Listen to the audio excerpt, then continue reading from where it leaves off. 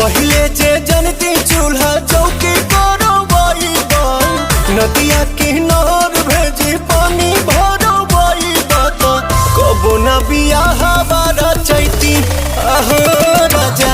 मांगे न सेनुराटी कवैती अहो राजा कबो न बियाह बारा चैती।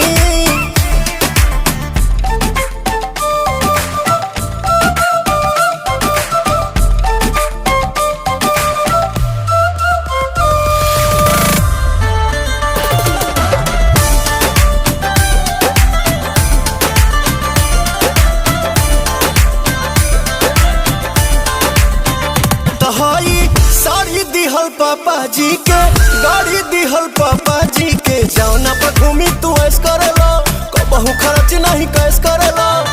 कुल ही कमाइया सब